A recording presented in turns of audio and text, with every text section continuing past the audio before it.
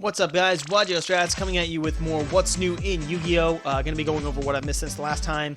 Pretty quick. There's a lot of stuff. I don't want to bore people with it, but oldest news, newest news first. Just basically, if you've already heard things, just drop it because I'm going over the latest stuff first, so you don't have to watch till the end of the video or skip through it or all that fun nonsense that I myself hate doing. So first things first, CPF1. I'm not entirely sure what this pack is. I'm not going to pretend to know what this is.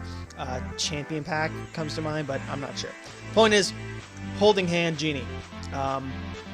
Basically, it's super heavy samurai support. It's a level 4 Dark Fiend, effect monster, 1000 taxes, 100 defense.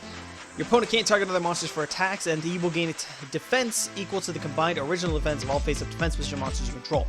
So, only deck that I can think of that really plays monsters in face-up defense is Super Heavy Samurai, so it might be good for stalling out the opponent from being able to attack, you know, your synchros or your other ones, Big Benkei or whatever. Not that they can really get over 3,500 with attack, but whatever, it is what it is.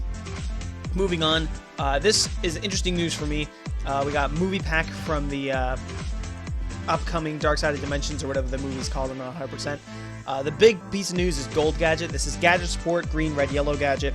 It's a level 4 light machine type monster. It's got 1700 attack and 800 defense. So it's nice, it's more beater than the other ones with their 12, 13, and 14. When this card is normal or special summoned, you can special summon a level 4 machine monster from your hand, and if it's destroyed by battle or card effect, you can special summon a level 4 or lower gadget, one level 4 gadget monster from your deck, except for another copy of Gold Gadget. So if they destroy it, you know, if they bottomless it doesn't matter. It doesn't have to hit the graveyard, just if it's destroyed by battle or card effect, it'll float into another gadget, and then you can special summon one from your hand. So you can summon this guy, you know, special green, search red, or search yellow, whichever one it does. Gadgets are obviously a long time archetype. They're an old favorite. They were played pretty competitively back in the day, and even today they're a solid rank 4 spamming deck. This kind of gives them an in-archetype Tin Goldfish, which is amazing. So that's great to hear. There's also the Hokai. I don't know how to pronounce them. They're the new archetype being used in the movie as well. This guy's a level 1 Dark Fiend, Donuts attack and defense. He can't be destroyed by battle, and at the end of the damage step, if it battles the opponent's monster, you can place it face up in your spell and trap card zone as a continuous spell, then place one Hokai counter on an opponent's monster, and monsters with Hokai counters cannot attack or activate their effects. Actually, no, that's not true. They can't attack and their effects are negated. There is a key distinction. 3 during the main phase. If it's treated as a continuous spell by its own effect, you can special summon it. So that's interesting. I wonder if that just means you can treat it as a continuous spell by other means. I'm sure that just kind of means when, you know, equip it to equip one monster your opponent controls, it becomes an equipped spell. So no getting over things like that. Other Hokais, it looks like we got the best one in the deck, Endoria Death Bolt, the Hokai Supreme Emperor. Name makes me think it's going to be an important one. He can't be normal summoned or set. He can be special summoned by sending 3 Hokai monsters you control to the graveyard and not by other ways. If this card is special summoned by the above procedures, it gains 2400 attack. This card is special summoned from your hand, you can inflict 800 to your opponent, and if it's sent to the graveyard by your opponent's card, you can target up to 3 Hokai monsters in your graveyard, special summon them, then you can add 1 Hokai card from your graveyard to your hand. Assuming that this isn't incorrect, I'm going to assume that they add something along the lines of can add 1 from your graveyard to your hand other than it. Otherwise, you literally just set up itself to summon it. You kind of loop it. So, we'll see. Kind of lackluster. 2400 attack. It looks kind of cool, though. So, we'll see how that goes for him. Not too much known about them. This guy's interesting. This is Wicked Dark Magician support. Level 7 Spellcaster, 2500 attack, 2100 defense, so Dark Magician essentially. Mahad, the Protector Priest. Its effects are, when you draw this card, you can reveal it and special summon it from your hand. So literally, if you draw it, you have a level 7 2500 beater on the field.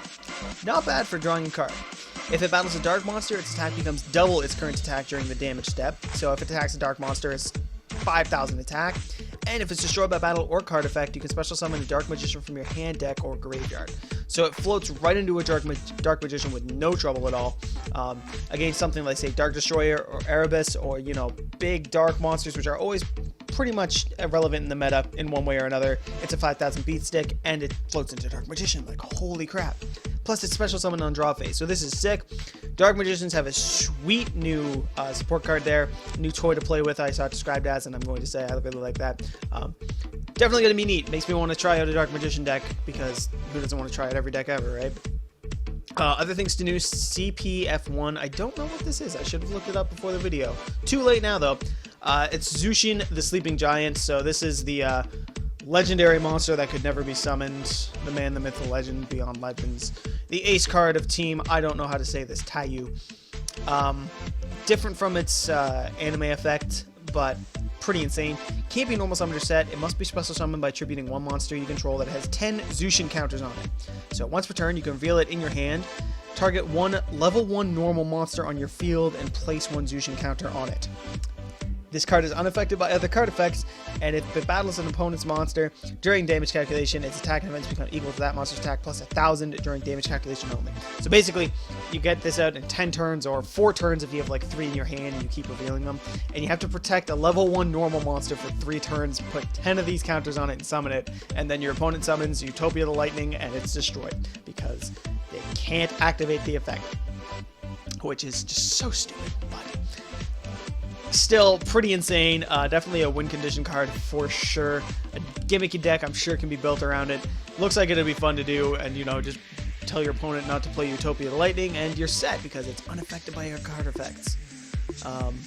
Yeah, that'll be neat to see. Oh, it's Collector's Pack. It says right here, Collector's Pack Arc V, so it is what it is. If you remember last time, there was a rumored Chocolate Magician Girl effect. We have the confirmed effect now. Again, level 4 Water Spellcaster. 1600 attack, 1000 defense. Once per turn, you can discard a spellcaster to draw a card, so it's that fantastic Ice Barrier Strategist effect.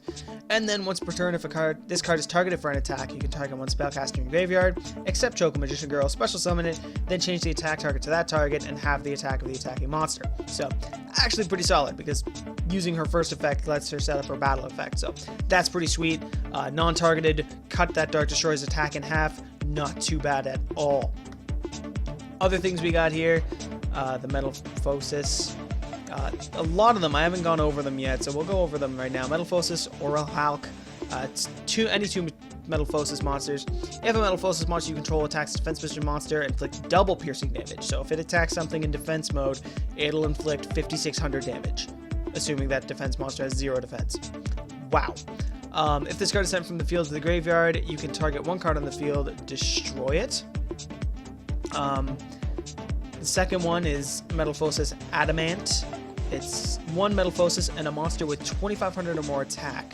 So, no effect here. It's any monster with 2,500 or less attack. Sorry, 2,500 or less. So, like any monster that has 2,500 attack or less. Dark Magician all the way down to, you know, Max C and all that fun stuff. Metamorphosis Cardinal is the third one. 3,000 attack and defense. Its materials are one Metamorphosis and 2 or more monsters with 3,000 or less attack. So, just any 2 monsters in your hand, essentially, because I can't think of a single monster that would be main decked that has 3,100 attack or more. There's like so few in the game. So, that's pretty sweet. These 2 are non-effect fusions, which is a little bit of a shame. I figure, Oralhalk will be, though, the win condition. Double piercing damage will be nuts. That'll be an interesting deck to see for sure. Other things we got here, you got the new Tramids. We'll go over those in a little bit. I have another window open for that. This is just news that we're going to be getting a Galaxy Eyes Cypher Dragon. It's appearing in the show, so that's going to be pretty sweet. It looks cool. I hope it's not another Exceed, because they don't really need that, but we'll see what we get. Other things, more Hulk High. I believe we went over this guy. 1,600 attack and defense. If it's normal or special, you can send one Hulk High from your monster, or one card from your deck to your graveyard. That could be useful, depending on what the spell and traps are. Once per turn, during either player's turn, if a monster was sent to the graveyard during this turn while this card was face up, activate this effect, gain 200 attack for each monster with a different name in your graveyard until the end phase. So, not too bad. Can definitely beef itself up with its own effect, which is not a horrible thing at all. We got cards from the anime appearing in the real world. Performapal, more support, more than Blackwing. One day. Level 3 Dark Spellcaster, it's a Pendulum, 800 attack, 1,000 defense, scale 3. Pendulum effect, you can only use it once per turn. Inflict 300 damage to your opponent for every face-up Pendulum monster in your extra deck. Monster effect, once per turn you can banish one monster from your extra deck, then target one card in either player's Pendulum zone, destroy that target, and destroy that card, and then inflict 300 damage to your opponent. So, not too bad. Why do I get the feeling that this isn't one of... This is saying scale 3, but I'm seeing scale 6. Throwing me off here. Whatever. Next up, we got DD Savant Nicola. 2000 attack and defense, scale 8, pendulum effect. Can't pendulum summon except for DDs. No, negating that. And once per turn, you can discard one DDD monster from your hand to target one level 6 or lower DD monster you control. That monster gains 2000 attack and defense until the end of the turn. Monster effect. Can only use it once per turn, and if it's this card in the pendulum zone is destroyed, target one DDD monster you control, return that monster to your hand, then place 2 DD pendulum monsters from your extra deck and place them into your pendulum zones. The pendulum effect of those cards cannot be activated this turn. Sorry, that's a weirder word. It's a then place and then place. So it threw me off. But basically, when it's destroyed in the pendulum zone, you can set up your scales for free, assuming you have them face up in your extra deck. Not horrible. Not horrible at all. Scale 8 doesn't let you pendulum them 8s, but still not bad. Also, we have Fusion Death Waltz, or Fusion Doom Waltz. It's a target one Fright for Fusion monster you control and one Fusion monster your opponent controls. Destroy the special summon monsters on the field other than the targeted cards. Then a player whose monsters were destroyed by this effect takes damage equal to the sum of the attack of the targeted monsters. So basically do big burn if you only have one out and just nuke all their special summon things. Kind of interesting. We also have Performapal Gone Goat, or Gone Cat. Man, it's a long day. 100 attack and defense. Its scale is 2. Its pendulum effect. Once per turn, when an opponent's monster declares a direct attack, you can activate this effect. You take no battle damage from that attack. Kind of an OTK stopper in a low scale, not horrible. Once per turn, its monster effect is when your monster attacks or is attacked by an opponent's monster, you can activate this effect. You take no battle damage from that attack. So keep itself safe from damage. We're also getting Fright for Sanctuary. Continuous spell activated by discarding a card and sending 2 Fright for monsters from your extra deck to the graveyard. Basically, what this allows you to do is all fusion monsters are treated as Fright for monsters. And if this card is sent to the graveyard, you can target one Fright for Fusion monster in your graveyard, return it to the extra deck. So replace one that you pitched, and then make them all Fright for so that you can summon like Chimera. Fright for Chimera. Entermate Barrier Balloon or Performapal Barrier Balloon Baku. 1000 defense, 1000 attack, 2000 defense. It's level 5. The second effect can only be used once. And during damage calculations, when a monster you control battles an opponent's monster, discard this card and you take no battle damage from it. And then if an opponent's monster attacks you directly while this is in your graveyard, you can discard one Performapal, special summon it from the graveyard. Not too bad. These guys look cool. Red Gardna. 0 attack, 2000 defense. When your opponent activates a card while you control a Red Dragon Archfiend, you can send this card to the graveyard from your hand, and during this turn, monsters you control cannot be destroyed by your opponent's card effects. Not that great. We also have Performapal Gum Gum Mutton or Rubber Mutton. Level 5 Earth Beast Pendulum, 900 attack and 2500 defense. Scale of 1, its pendulum effect. Once per turn, when one of your monsters attacks or is attacked by an opponent's monster, you can activate this effect. Your monster is not destroyed by battle. Okay, and once per turn, when your monster attacks or is attacked by an opponent's monster, you can activate this effect. Your monster is not destroyed by battle. So it keeps things safe from battle. That's not horrible, I guess. And then finally, Performapal Bold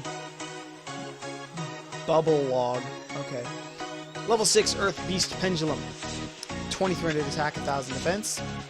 Scale is 5. The pendulum effect is if one or more monsters you control that were special summoned from the extra deck will be destroyed by battle or card effect, and none of them are pendulum monsters, you can special summon this card. You can destroy this card instead, sorry. Monster effect, when this card is special summoned from your extra deck, you can activate this effect. This turn, monsters you control that were special summoned from the extra deck cannot be destroyed by card effects, so it's not too bad. So while these special summon from the extra deck, you can activate this effect, not destroyed by card effects, so you can kind of keep it safe from, you know, a mirror force that isn't storming or rippling or quaking, but I don't know. This game's kind of lackluster. Maybe that's just me. Let's take a look at the next page.